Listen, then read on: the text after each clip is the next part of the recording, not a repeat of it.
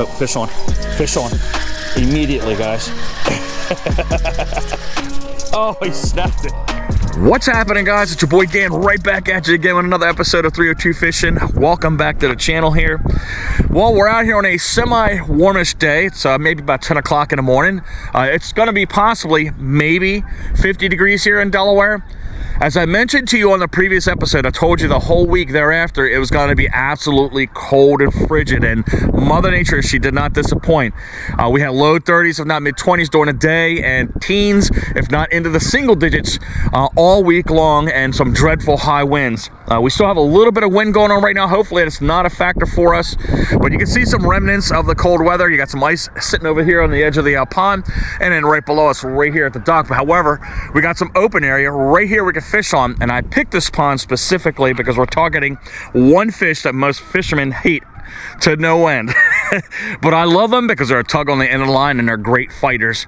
You remember a couple episodes ago, right across the way, we were catching those beautiful yellow perch, and at the beginning and the end of the episode, we got some predaceous creatures banging up on the end of the line. So I've gathered 3 types of baits that have been around forever in a specific color that will be able to target that species. It's a good multi-species bait, but again, most of the times you're going to get what we're looking for on the end of the line. So give me a couple minutes to get those tied on the end of the line. Let's start casting around, and hopefully on this cold day, it's not too bad, we're going to get some fish on the end of the line. All right, we're getting ready to target our species here. Some of you have an idea what's going on. Some of you have no clue what we're going to be going for today. But we're going to target the chain pickerel. That's the fish you saw at the beginning and the end of the episode when I was catching those yellow perch across the way over there. That was on live bait. Today, we're using artificial bait. I'm hoping the sun warms this water up a little bit and gets these guys active. But there are 3 classic baits that we're getting ready to put up in front of your face right now that hopefully we can catch fish on all 3 of them. If one is the only target that gets all the fish on the end of the line, that's fine, man. But I always like presenting a challenge to myself that I know potentially I could not succeed on. But if we can do that, that'll be awesome. So our first bait of choice is going to be a popular bait here in Delaware. That is going to be the Thomas Buoyant spoon right here. You're going to notice the color pattern that's going to be going on right now. That is the fire tiger colors that we're going to be using because these colors are easier to see under the water for these particular species. And for whatever reason, these chain pickerel just gravitate towards that color and just smash the crap out of these baits. But again, a very fine spoon that we're going to pop out here.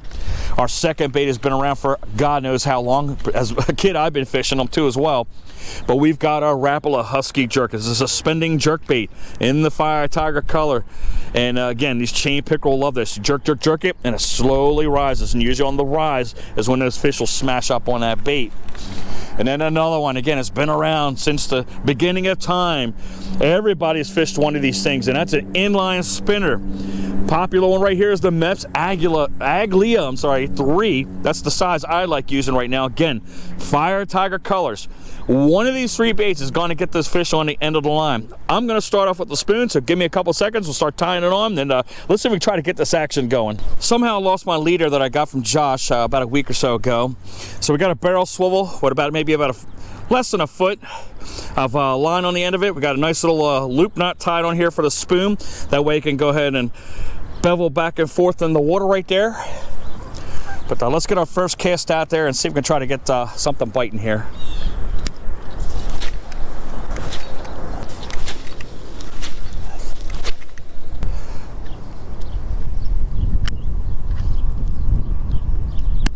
All right, we got our beat up old Mepps Aglia. It's been sitting in my box for many years. Rarely do I use it.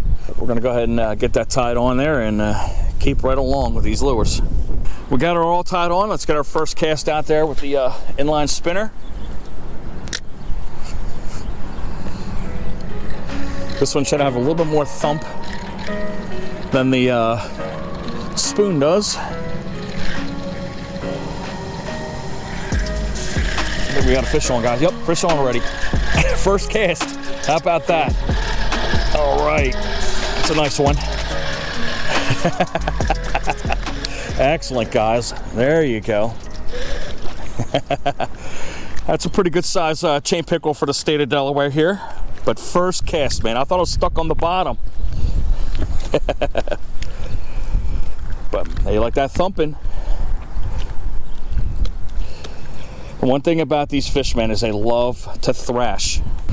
Give me a couple seconds, guys. I may have to do some surgery here. All right. Again, he's not hurt. It's just capillaries that we're hitting on the fish. But we got our first chain pickerel on right here on an inline spinner. I'll get that fish on its way. And she's gone.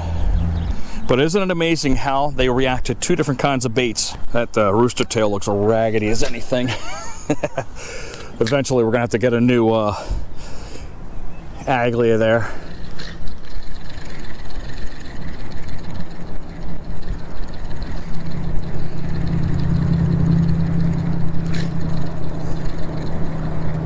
There's another one right there, guys. All right. All right. Well, we know the inline works. Boom. Great hit there. That's right where you want to hit them, right there on the roof of the mouth, rather than doing all the surgery here that we were on the other one. We got the hook out of this tiny one. he's more squirmier than the other one. But all right, this episode's picking up pretty quick. Let's get that fish in the water. Off she goes. They like that. I can just imagine what's going to happen when we put the jerkbait on. Let's slide over to the jerkbait and see what happens. Again, we got our Husky Jerk 8 tied on right now using a loop knot like we did with the spoon to give that side-to-side action, like the walk the dog motion.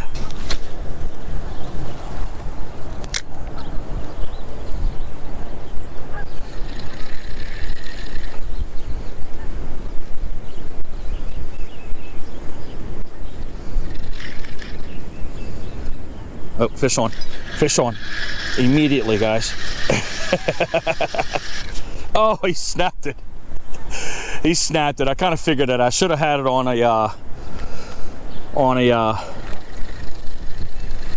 leader. All right, so we lost the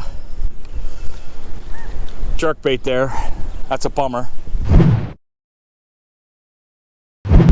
I had to get off that pond. I was getting ready to jump right into the water. I was getting so frustrated with that. I thought I was gonna have a banner day there like we did with the yellow perch, but it's not happening, guys. You can't fight it. You gotta move along, learn to say no, and quit while you're ahead and try to go to another body of water. So that's what we're getting ready to do, is travel up the road for about 10 minutes, and we're gonna get another bite on, hopefully, with those chain pickerel we've been trying to hunt for over 2 hours. Again, we only have those couple and that one break off so far, so stick with me, guys. Let's try to get that one last bite on. As promised, I made it over to the next body of water, and as soon as I pulled up here with my car and pulled off to the side on the shoulder, we realized that this episode right here is going to come to a abrupt halt. It's frozen solid. I'm not surprised. It is a very shallow pond. This is the mecca for chain pickerel. You can get a ton of them out of here, but today's not going to be the day. So I'm kind of glad that this is what's happening right now, because sometimes you're going to have bad episodes, guys, and this seems to be the one right now. I thought we're going to have an easy slam dunk episode with these chain pickerel, but it wasn't happening. It is what it is. We're going to move on, guys. I can't sit here and hang my head. I know that other days are ahead of us, and we're going to have better and better chances to put bigger and badder fish on the end of the line, because the water's only going to get warmer as soon as the weather's doing the same as well too for us. Next week it's supposed to be up in the mid 50s, so might be able to get a bass bite on. You never know. But if you like this episode, guys, give us a thumbs up. Go ahead and smash that subscribe button, click that notification bell if you would consider doing that. Again, follow us on Instagram at 302 Fishing. Drop a comment below, and one more time, guys, I won't repeat it through other episodes, but that super thanks down below. If you feel like you want to donate to the channel and help us out, you're more than welcome to. I'm hoping you guys have a great day, and I hope to see you next week.